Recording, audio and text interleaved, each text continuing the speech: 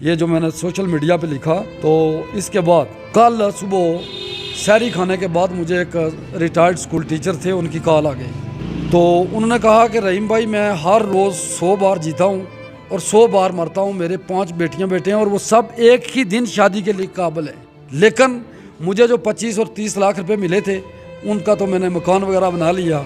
अब जो पेंशन है, एक बेटा जो है वो फैमिली की कफालत कर रहा है, बाकी सब समझ लें तो जो मेरी पेंशन है उसमें भी घर का गुजर बसर नहीं होता।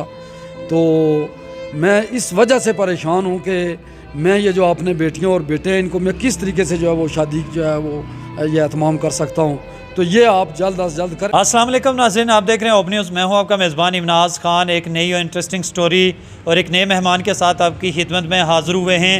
आज़ाद कश्मीर पाकिस्तान और बिलखुसूस ज़िला कोटली के अंदर जो फजूल रसूमात हैं, जो रस्में हैं, जिन्होंने हमारे नौजवानों को, हमारे वालिदैन को कर्ज़ के अंदर डुबो दिया है और कई साल कई बरस वो बेचारे परदेस में ज़िंदगी गुजारते हैं और आखिरकार जब वापस आते हैं तो यहाँ से जब वो फजूल रसूमात अदा करने के बाद वापस जाते हैं तो उनके ऊपर लाखों के हिसाब से कर्ज़ होता है और उसको ख़त्म करते करते वो अपनी ज़िंदगी ख़त्म कर देते हैं।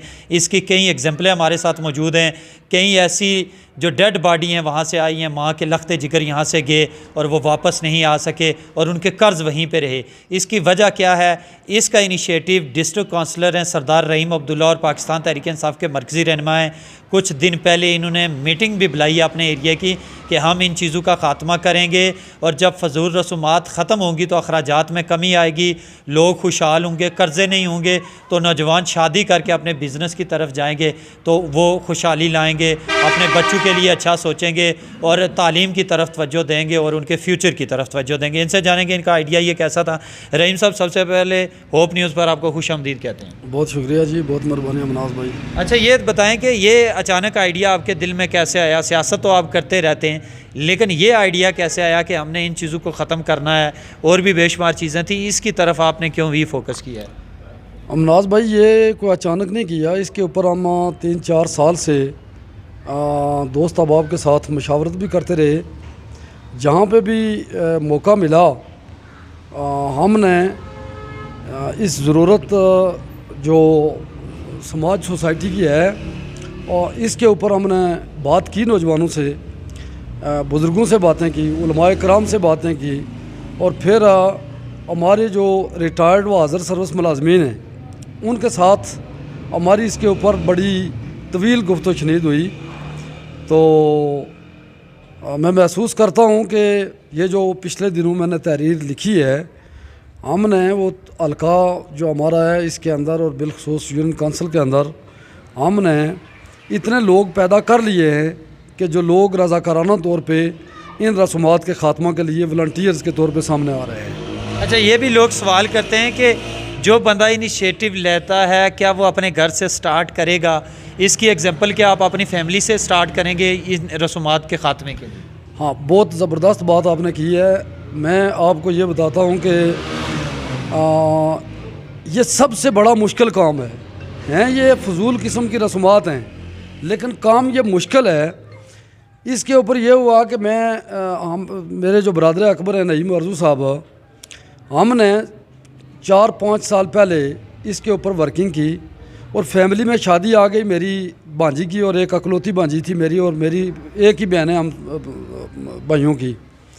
तो उनकी शादी के ऊपर ये हुआ कि जो बरदर अकबर हैं उन्होंने ये राय दी कि हम ये जो है ये चने और चावल और जो खाने में, और दूसरा ये है कि अपना जेवर और जेज़ इस पे ख़त्म कर देते हैं। तो इसके ऊपर जो थे वो भी हमारा भांजा था जिसको हमने अपनी भांजी शादी करके दी, वो भी इसके ऊपर तकरीबन रजामंद हो गए कि आपकी राय तजवीज़ अच्छी है। लेकिन जो मेरी अकलौती सिस्टर थी और मेरी जो अकलौती भांजी थी, वो मेरी सिस्टर कहने लगी कि 2 बेटे हैं मेरे, तो आप उनकी शादी पे ऐसा जो जैसे चाहते हैं वो कर लें, लेकिन मेरी एक ही बेटी है तो इसके ऊपर ना करें। तो आप यकीन जाने कि नईम भाई ने उस शादी से आलीदगी कर ली सिर्फ इस बुनियाद के ऊपर कि आपने मेरी बात नहीं मानी। फिर ये हुआ कि मेरी एक भतीजी थी जो मेरे बरदर अकबर भाई अब्दुल क़यूम साहब फोत हो गए। उनकी भी चूँकि 4 बेटे एक बेटी है, उनकी बेटी का मामला आया तो उसके ऊपर भी हमने यही जो फार्मूला था कि जहेज़ ख़त्म और जेवर ख़त्म। तो इसके ऊपर हम जो है ना वो सादगी से शादी कर लेते हैं। तो वो चूँकि शादी के चंद दिन बाद मेरे जो बरादर अकबर फोत हो गए, तो वो कहने लगे कि मेरे 4 बेटे हैं, उनके ऊपर आप ये फार्मूला अपना लें, लेकिन मेरी बेटी का कम अज़ कम ऐसे ना करें। बहरहाल हमने फिर वैसा किया कि हमने 1 डिश खाना रखा और जिधर हमने वो अपनी भतीजी दी उनको ये कहा कि जेवर से आप बिल्कुल फ़ारिग हैं, आपकी जो इस्तात है आप डाल सकते हैं, 1 तोला दे सकते हैं, बिल्कुल भी नहीं दे सकते, ये आपका अपना ज़ाती मामला है, लेकिन ये है कि हम आपको इस मामले में फोर्स नहीं कर सकते। तो इसके ऊपर वर्किंग तो 4-5 साल से जारी है, लेकिन ये जो मौजूदा महंगाई है, जो निज़ाम है, इसमें ये सिर्फ कोई गरीब अमीर का मामला नहीं है। वो अल्लामा इकबाल साहब का एक शेर है ना कि एक ही सफ़ में खड़े हो गए महमूद अयाज, ना रहा कोई बंदा ना बंदा नवाज।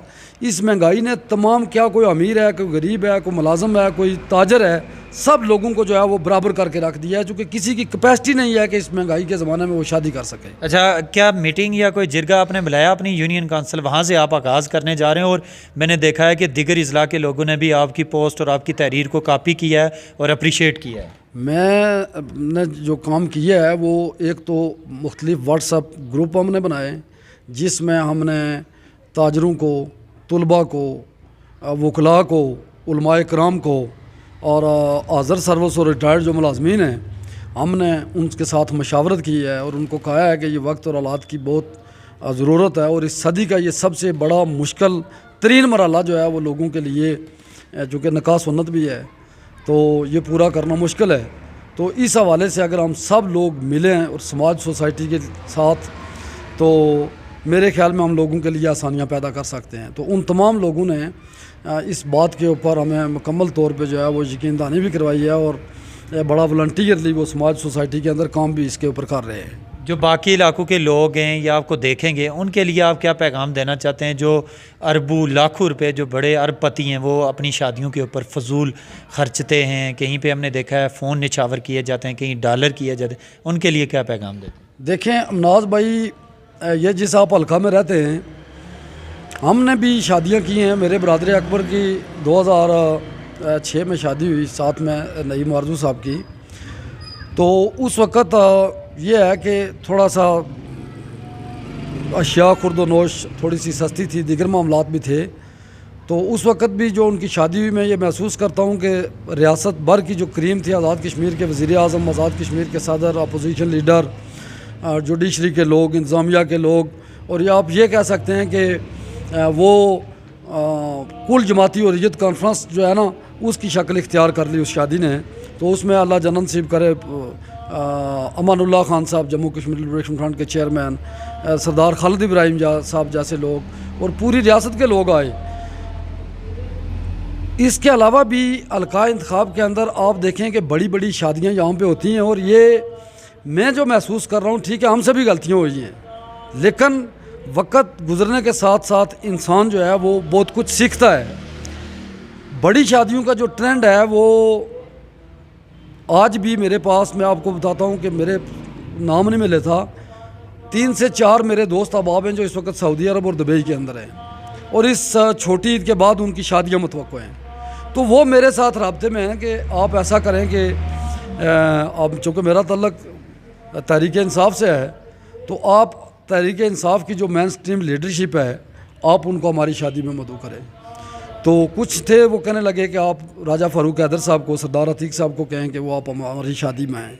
कहने का मकसद ये है कि देखें, ये आज का जो ज़माना है उसमें ना सिर्फ चीज़ें जो मसनूआत हैं वो जाल साजी है उनमें।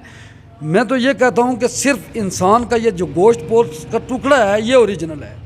इसके बाद जो हम लिबास पहनते हैं, हम शूज़ पहनते हैं, जो कुछ है ये सब नमूद व नुमाइश में है और ये सब जालसाजी है, इससे कुछ भी नहीं है। मैं ये महसूस करता हूँ कि हमारा जो मुल्क है इसमें जो बच्चा पैदा होता है वो 2.5 लाख रुपए का मकरूज़ है। तो ऐसी सूरत हाल में जो थोड़ा बहुत हमारे लोग जो सऊदी अरब, दुबई, इंग्लैंड, जो बाहर के मुल्कों में गए हैं, वो बामुश्किल मैं ये कह सकता हूँ कि जब मुल्क मकरूज़ हो तो फिर अगर उसमें चंद लोग सरमायादार हों तो उनकी फिर कोई हैसियत और वैल्यू नहीं रह जाती।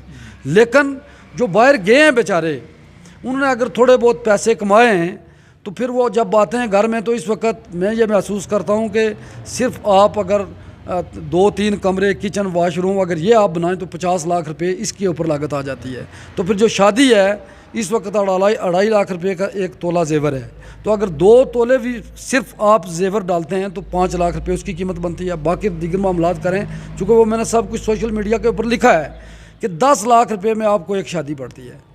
तो बज़ाहिर जो चीज़ें हैं ये सब नमूद और नुमाइश मामलात मौजूद हैं, लेकिन मैं ये महसूस करता हूँ कि समाज के जो पैसे पाई वाले लोग हैं उन्होंने गरीब लोगों का जीना बजाय उनके लिए आसानियाँ पैदा करने के उनके लिए मुश्किल कर दिया है। और फिर जब समाज सोसाइटी के पढ़े लिखे लोग, पैसे वाले लोग, सरमायादार लोग बड़ी शादियाँ करते हैं तो मैं ये महसूस करता हूँ कि जो गरीब और मुतवस्सित तबकात हैं उनके लिए बहुत मसाइल पैदा होते हैं। वो कहते हैं ना कि बेटा किसी बादशाह का हो या किसी गरीब का हो, ख्वाहिशें एक जैसी हैं, मौके मुख्तलिफ हैं।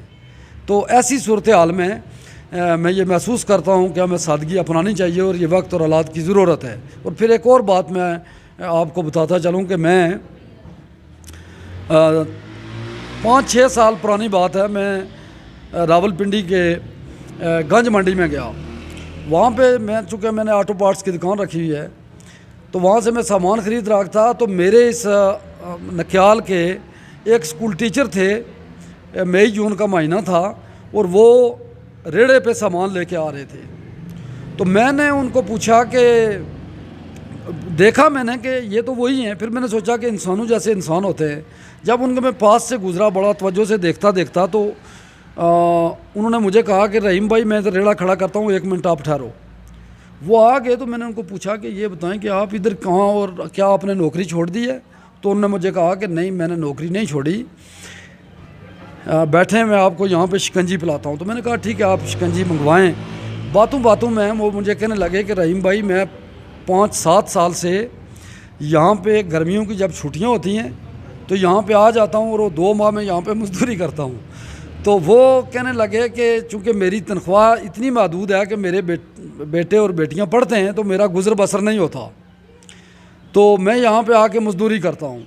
तो मुझे बहुत इस बात का एहसास हुआ कि जिन लोगों को हम समाज सोसाइटी के अंदर ये महसूस करते हैं कि ये पढ़े लिखे हैं, ये मुलाजमीन हैं, ये बेरोज़गार हैं, वो किस कदर जो है वो इस गुर्बत और महंगाई की वजह से तंग हैं कि वो अपनी खुददारी जो है उसको मेंटेन रखने के लिए एक देखें ना, उस्ताद हमारे समाज सोसाइटी के अंदर एक स्टार है, एक नमूना है। तो वो लोग जाके अड्डों के ऊपर जाके मजदूरी करते हैं सिर्फ अपनी खुददारी और बरकरार रखने के लिए और गुर्बत को ख़त्म करने के लिए। तो मैं ये महसूस करता हूँ कि ये वक्त और हालात की ज़रूरत है। और मैंने जैसे पहले भी आपको कहा कि इस सदी की मैं ये महसूस करता हूँ कि सबसे बड़ा जो मसला है अलमिया जो है, एक तो हमारा मुल्क गुर्बत का शिकार है, दूसरा इस वक्त जो अशिया खुर्दोनोश, जेवरात और जेज़ इस जगह पे पहुँच चुके हैं कि कोई बंदा भी बावकार तरीके के साथ ना अपने बेटे की शादी कर सकता है और ना बेटी की कर सकता है। और अगर वो करने की कोशिश करता है तो मैं महसूस करता हूँ कि वो मुख्तलिफ़ किस्म की उलझनों में चले जाते हैं। और फिर ये जो कर्ज़ लेके हम शादियाँ करते हैं, इसका नुकसान मैंने ये देखा है कि जो समाज के अंदर तलाक़ें हो रही हैं वो सिर्फ इस वजह से हो रही हैं कि वो चूँकि हम माशरे में छोटी मोटी सियासत भी करते हैं अपने सर्वाइवल की, तो लोगों के जरिए पंचायतों पे भी हम जाते हैं तो वहाँ पे जो इश्यूज़ सामने आते हैं बीवी और खामन के, वो ये होते हैं कि ये घर की ज़रूरियात की चीज़ें नहीं पूरी कर सकते, तो वो बेचारे क्या करें इस मामले के ऊपर। तो इसके ऊपर जो है ये वक्त और हालात की ज़रूरत थी। तो कोई मैं ना तो अकले कुल हूँ ना कोई उस तरीके का मामला है, लेकिन चूँकि अल्लाह ताला ने भी कहा है कुरान में कि एक इंसान के हुकूकुल्लाह हैं और दूसरे हुकूकुल इबाद हैं। हुकूकुल्लाह के मामले तो माफ़ी हो सकती है, लेकिन हुकूकुल इबाद के जो मामलात हैं मेरे ख्याल में उसमें यह भी आता है। और खुदा ताला क़यामत के रोज़ हमसे ये पूछेगा कि जो जवानी में हमने आपको दी है उसमें आपने क्या किया है। तो मैं ये कहता हूँ कि वो कहते हैं ना, मुझे तो हुक्म अज़ां है ला इलाहा इल्लल्लाह। तो हम तो कोशिश कर रहे हैं, इसके ऊपर भरपूर तरीके से कर रहे हैं। और आप जैसे जो अहबाब हैं, जो इस समाज सोसाइटी की, चूँकि साफ़ी जो है वो हमारे माशरा की आँख का नाम है, तो आपके जो प्रोग्राम हैं, दीगर मामलात हैं, आपकी वसातत से जो मेरी आवाज़ जहाँ तक पहुँचती है, उन लोगों से मेरी ये गुजारिश होगी कि ये मैं महसूस करता हूँ ये बड़े अजर व सवाब का काम है। लोग इस गुर्बत और महंगाई की वजह से खुदकशियाँ कर रहे हैं, लोगों की बेटियों की शादियाँ नहीं हो रही, और जो बेचारे तपती सैराब में जाके अपनी फैमिली के कफ़ील बन रहे हैं, वो वक्त से पहले बूढ़े हो रहे हैं, और फिर जब वो घरों में आते हैं बेचारे 2-4 माह के लिए, फिर वो वापस चले जाते हैं, तो वो बामुश्किल अपने घर की जो 3 वक्त की लोग रोटी नहीं पूरी कर सकते, तो शादियां तो बहुत मुश्किल मामला है। और फिर एक और नाज़रीन, ये थे हमारे साथ डिस्ट्रिक्ट काउंसलर हैं मोड़ा से और तहरीक इंसाफ के मरकज़ी रहनुमा भी हैं। इनकी गुफ्तगू आपने सुनी। जैसे हमारी सोसाइटी मुख्तलिफ़ मसाइल का शिकार है, उसमें सबसे बड़ा मसला ये भी है कि हमारे यहाँ फ़जूल रसूमात का ट्रेंड बन चुका है और लोग कर्ज़ के दलदल में फंसते जा रहे हैं। जब कर्ज़ उस घर के अंदर आता है तो वो बहुत सारी परेशानियां जन्म लेती हैं। उसमें डाइवोर्स होती है, लड़ाई झगड़े होते हैं, भाइयों के आपस में इख्तलाफात हो जाते हैं, वालदैन के साथ झगड़े हो जाते हैं, और कई ऐसे लोग हैं जो घरों से बाहर चले जाते हैं। और इस वक्त 70 to 80% नौजवानों, लड़कियों और लड़कों की शादी भी की वजह, जो बंदिश की वजह है, वो ये फजूल रसूमात है, जिनमें जेज़ और सोना है, जो इस वक्त जिनकी कीमतें आसमान से बातें कर रही हैं। इन्होंने ये इनिशिएटिव लिया और हल्का भर की आवाम से अपील की है कि वो इस काम में हमारा साथ दें, हर जगह पे कमेटियाँ बनाएं, हम आपके साथ तावन करेंगे और इन रसूमात का ख़ात्मा करें, इज्तिमाई शादियाँ लेकर आएँ ताकि लोग आसानी के साथ शादी कर सकें और कर्ज़ अदा कर सकें। मिलेंगे नई स्टोरी के साथ, मुझे दीजिए इजाज़त। अल्लाह ने